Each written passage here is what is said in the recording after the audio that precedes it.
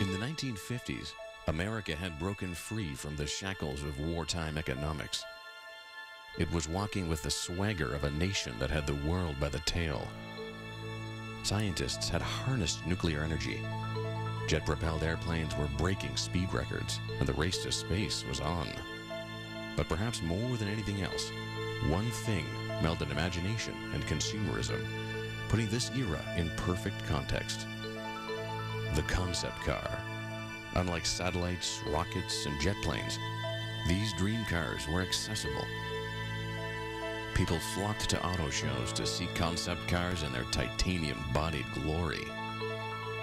They were snapshots of how America perceived its future. They were simply out of sight, unforgettable. But what happened to them? Most were destroyed. Some just plain vanished. But amazingly, some are still here. We got this from General Motors directly, and someone at General Motors must have said, this is too cool to put through the crusher. Let's give it to a museum. This car ended up in South America.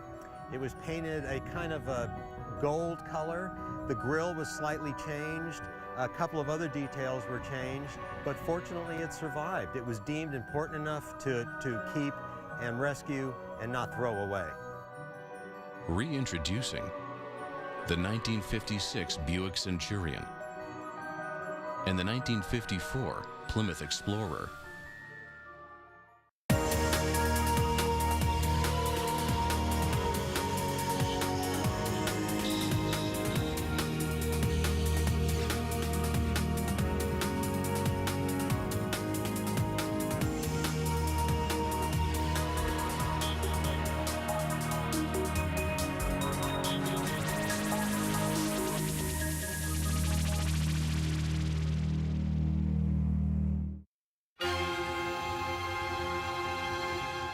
(1956). The Cold War is heating up. At Florida's Cape Canaveral, an American military rocket is used for a test launch into suborbit. The Bell X-2 research aircraft sets a new altitude record. That same aircraft turns Air Force test pilot Milburn Apt into the first man to travel 3 times the speed of sound. Speed is power, and GM is ready to launch a rocket of its own. Now, the dream cars of tomorrow.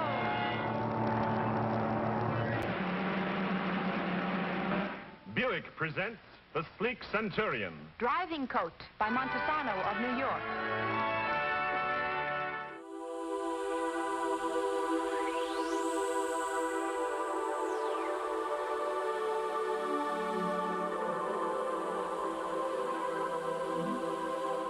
One year before the Soviets launched Sputnik, the first space satellite, Buick designed a concept car that heralded the space race. The 1956 Buick Centurion. There's to use a social science word, the zeitgeist. There's a feeling in the time, something in the air, and people just react to it, and they start creating all this wonderful stuff. There was nothing like this car at the time. Its styling was so futuristic. I keep thinking of the Jetsons TV program. You can't help but think of the Jetsons when you look at that. I think of spaceships. I think of Wernher von Braun, of Atlas rockets heading off into the sky, just of space and space travel.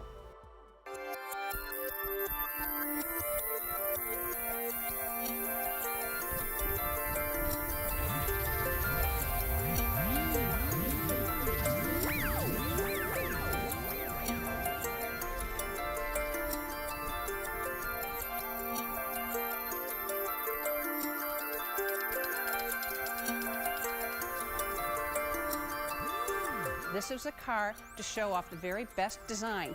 Now, this was post-World War II. The first concept cars had been done. This was taking advantage of all the new technologies and the whole new design style. This car is very reminiscent of an airplane, also of rockets. So it was taking the very best of forward-thinking design, as well as, to a certain extent, technology, although it's more about a styling exercise and showing the wow factor that their designers could create.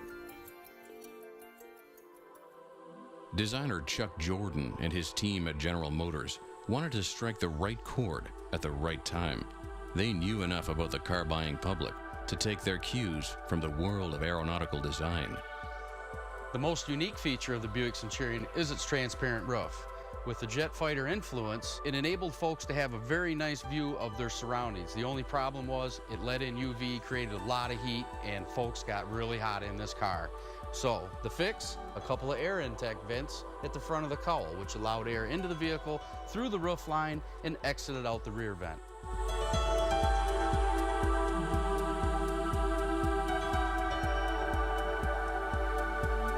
The hubcap on the Buick Centurion is also very similar on aeronautical type equipment. It's not only stylish, but yet functional. As the vehicle is rotating, it's designed to pull air into the brakes and help cool the brakes for increased stopping. Each one of these vanes is attached with a couple of fasteners, painstakingly put together each hubcap.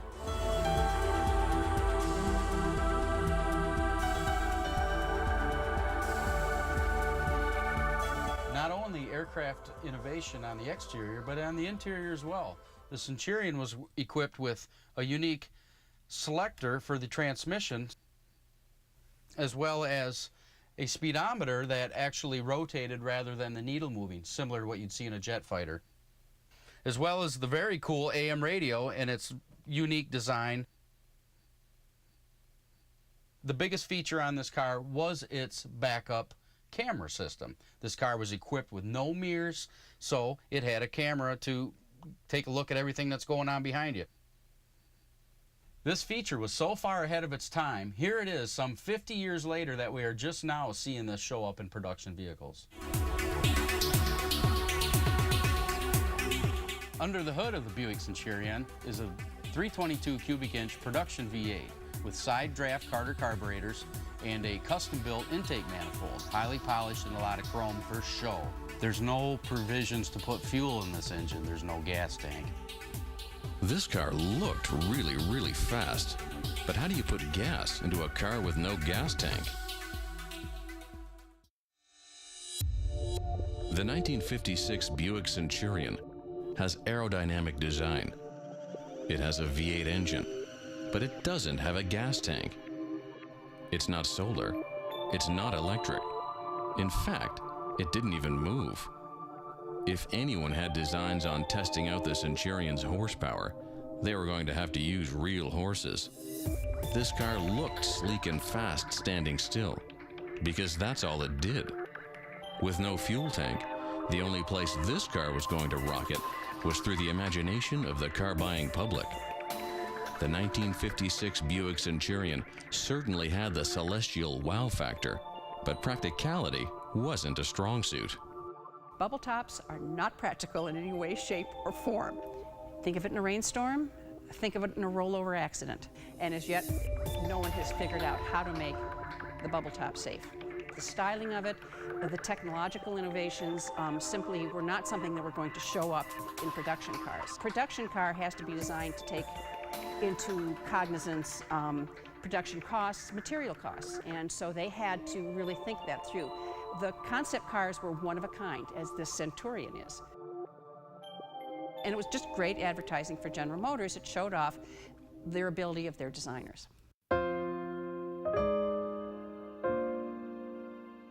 Years later, Buick would go on to mass produce a car dubbed the Centurion.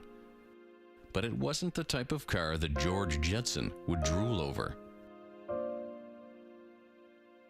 It shared a name. The mark or the name was the only thing that it shared. And that was pretty typical of General Motors. They'd bring out a name and they might use it later on, or they might not. As a matter of fact, when the Centurion was finally produced as a mark, it looked nothing like this car.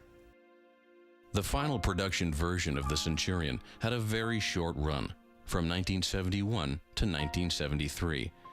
But the 1956 concept car captured the hearts and minds of car enthusiasts and of the company that designed it. GM insiders with kind souls shepherded the Centurion through the decades, sparing it from peril, before leaving it in the protective hands of the Alfred P. Sloan Museum in Flint, Michigan.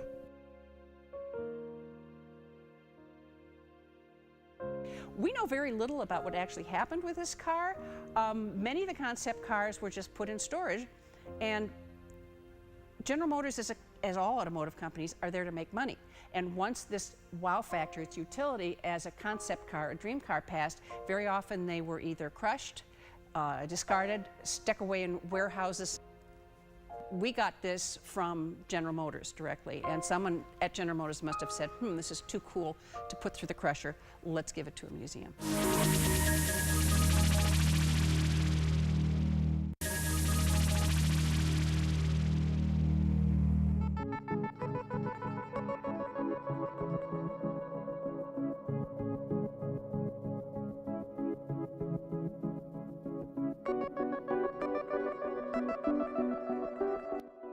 Big and beautiful, outlandish and outrageous, unimaginable and unforgettable. These are the concept cars of the mid-20th century. Love them or not, one look and it's hard to look away. But why? What makes these concept cars, above all others, so unique? It's very popular to look back at the cars of the 1950s and say, my God, they're big and they're garish, and why did we do that? But you got to put yourself in the 1950s. The 50s and 60s really was a one-of-a-kind automotive era, never to be repeated. When you think of the circumstances, you can understand why. The war was over, America emerged victorious. It was after the cataclysm of the Depression and World War II, prosperity came back to America. Houses were being built, consumer goods were available. It was a time of great optimism. They'd known deprivation and sacrifice, and by God, they were going to get some reward for their sacrifice. And if it meant a big car painted turquoise and green that was 19 feet long and had tail fins, well, damn it, so what? That's what I want. I deserve it. And Americans couldn't wait for the future to get here, and cars embodied that. The future was always going to be better. The future was always going to be cooler than today. Detroit manufacturers seized upon that idea, and they started giving people little hints of the future, little ideas of what might be coming down the road. A magnificent Eldorado town car by Cadillac. When the concept cars were no longer useful to Ford, General Motors, Chrysler, I think those companies would much prefer to have seen them destroyed. They didn't want to worry about the liability. They didn't want their old concept cars getting in the wrong hands. They didn't want the hassle. They just wanted them to go away, and they wanted to move on. Oldsmobile's elegant golden rocket. Now that the years have gone by, 10, 20, 30, 40 years down the road, I think the manufacturers feel a little bit flattered and a little bit honored that people pay such high esteem to their cars. Anxious collectors are out there looking for them to restore them to their original glory. I think it's important to preserve cars and let people see them so they can understand where they've been. And understanding where you've been can help a whole lot in understanding where you're going.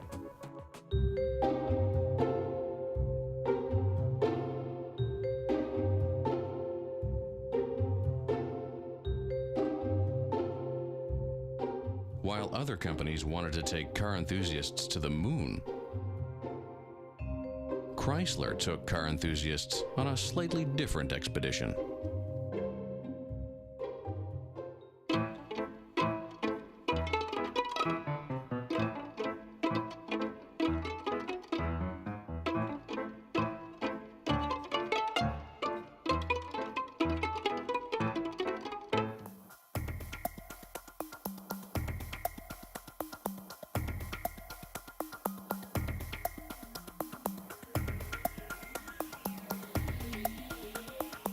This car was designed so that Chrysler's Plymouth division can show it at auto shows and attract attention to the rest of their line. Today we call them concept cars, but back then they called them dream cars. And just about every major American manufacturer would build these kinds of vehicles.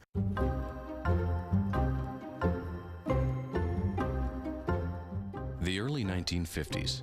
The fight for market share in the automobile industry is raging. At the top of the heap, General Motors and Ford are duking it out. Over at Chrysler, sales are declining. The company needs an image overhaul, and Plymouth is the prime target. Plymouth was considered a stodgy car in the day, and Plymouth really needed something to sex up their line. Most people up until this time had looked at Plymouths and just considered them kind of very conservative cars, the kinds of cars that old men wearing hats would drive. And they understood that the market was getting younger and younger, and they wanted their cars to look more the part. Designers at Chrysler knew that beating GM and Ford at their own game would be a tall order. They needed to find a way to differentiate themselves from their competitors. The plan? Design a series of eye-popping concept cars, but not just any concept cars. Chrysler wanted to combine space-age trends with true European exotica. So they approached Ghia, one of the most famous Italian automobile design and coach-building firms, and asked them to lend a hand. Chrysler liked to have a family resemblance to its cars, but they also really appreciated, almost more than any other American manufacturer, the Italian style and wanted to give their cars a very European look. After World War II, European styling was really where it was at. It was longer, it was lower, it was wider, it was clean, it was fresh. European design relied more on the form of an object than applied ornamentation. American design took a car, took a basic body, and then put chrome on it here, there. Let's put these taillights here, let's put these bezels on here, and let's put this giant grille. Whereas Italian cars, you see very little chrome trim in comparison to what you've seen on American cars. Literally, they relied more on the shape than the decoration. This car has so many unusual and distinctive features embodied that it's a real study. When you look at this car, some of the more interesting things are not only the sculpted quality of the body, but also the lines on the side. Those white spears aren't applied. They're not trimmed. They're actually hammered into the body. They're a part of the body. You look at the rear of the car also, and back in the days when fins were getting bigger and bigger and bigger, here you show a car that has great restraint. It's very, very concise. It's a nice, fluid, organic design, much different than other Detroit products of the day.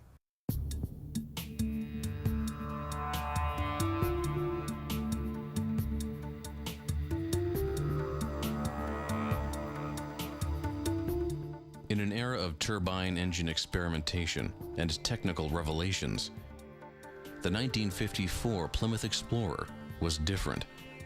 It was about science, speed, and innovation, but it was also about the intangible too: fashion, flair, and seduction. Every American's continental fantasy. But did it work? This car gave the whole Plymouth line a certain cachet and a certain desirability that it didn't have before. It's a really brave try in the face of tradition.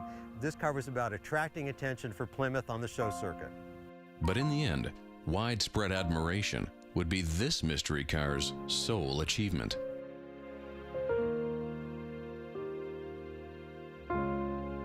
This car was not mass-produced. It was never meant to be mass-produced. It was only meant to look good on the auto show circuit for 1 or 2 years at the most, attract all kinds of attention to Plymouth, and then move on.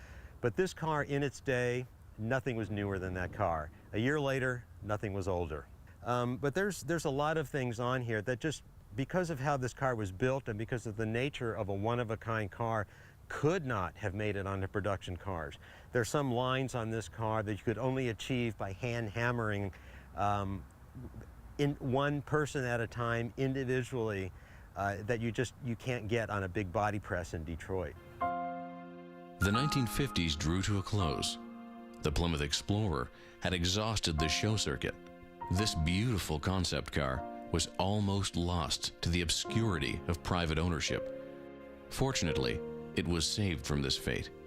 It's now under the care of the Peterson Automotive Museum in Los Angeles, California.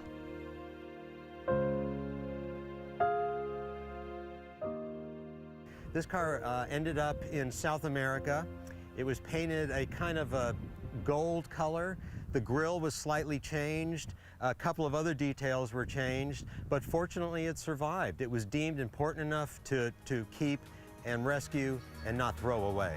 We don't know exactly the chain of ownership, but the overall sculpturing of the body, the overall flair of the car was retained, and very fortunate that it was.